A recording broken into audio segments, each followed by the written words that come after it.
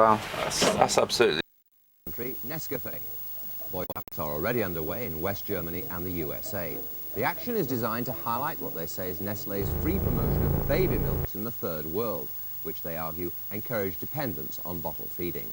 Our developing world correspondent, George Allegiah, now reports. This is not the first time that Nestlé has been in trouble with the mother's milk lobby over the sales of its infant formula to developing countries. A previous 7-year boycott ended in 1984 when Nestlé agreed to a code adopted by the UN's Children Fund and the World Health Organization. Campaigners now say that Nestlé has gone back on its word. They are breaking the code, especially on this specific issue of free supplies, and the boycott is hinged on free supplies. Conditions in many third world countries mean that bottle feeding can be very unhygienic, threatening the health of babies. To feed the baby with bottle, they would need clean water and boiling the water. A lot of mothers does not know the importance of this boiling water, so they just have the tendency to use ordinary water and just feed it on the baby, which would mean a very bad effect on the health of the baby, like diarrhea. The organizers of the boycott say that several baby food companies, of which Nestlé is the biggest, encourage bottle feeding by giving hospitals free supplies of their infant formulas. They say this runs counter to the spirit of the international code, which set out to make sure that mothers only bottle fed as a last resort.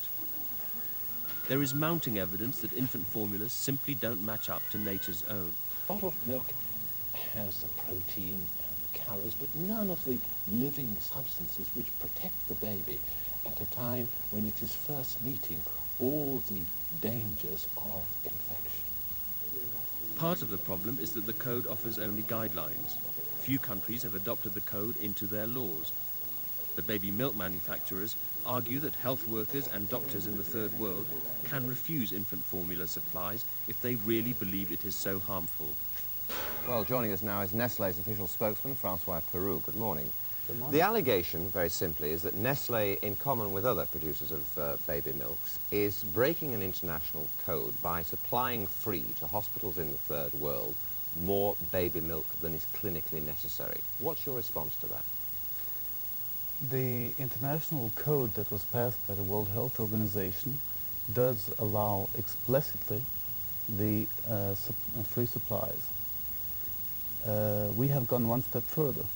We supply free supplies on request, on a written request of doctors. And it is the doctors, the nurses, the people who direct these wards, who determine how much of these free supplies are needed. So let me just clarify this. You are saying that all the baby milk from Nestlé that's currently in third world hospitals is there at the specific request of the medics who run those hospitals? That is quite correct. Right. The campaigners who oppose you on this issue say that's not true. They cite examples, for example, from the Philippines, where they found on a ward, a maternity ward containing 19 women, 18 of them on baby milk. Now, it is possible that all 18 needed that baby milk for medical reasons, but I put it to you that it's rather unlikely. That is not the case. They probably did not need those supplies for medical reasons, but they quite probably went into the hospital asking not to breastfeed. That is a decision very many mothers in developing countries have to make because they work outside the home. And there is simply no way they can bring their babies to work. They don't get maternity leave. They don't have any protection. They don't get the necessary breaks in their work to breastfeed their babies. And the choice they make is infant formula. It is the second best. We are all agreed. Breast is best. There is no doubt about that. But in need of an alternative, infant formula is the best you can find. You supply these baby milks in the third world free. You attract, by doing so, a great deal of controversy.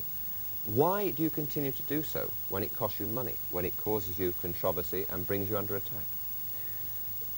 The argument, why don't we simply quit, is of course very tempting. It must be said that infant formula for our group is less than 1% in developing countries. Less than 1%. One acquisition would quite easily make up for the loss of sales. Can I put Can I But I have to point out, I think it is the responsibility of a major corporation that has a lot of knowledge in this area not to quit simply because there is pressure, when we believe, very firmly believe, and believe with all these doctors in developing countries who do prescribe these products, that there is a legitimate need for it. Can I put it to you very briefly that you do it because you know this is a loss leader? If they start on baby milk at this stage in their life, there's a hope that they'll buy your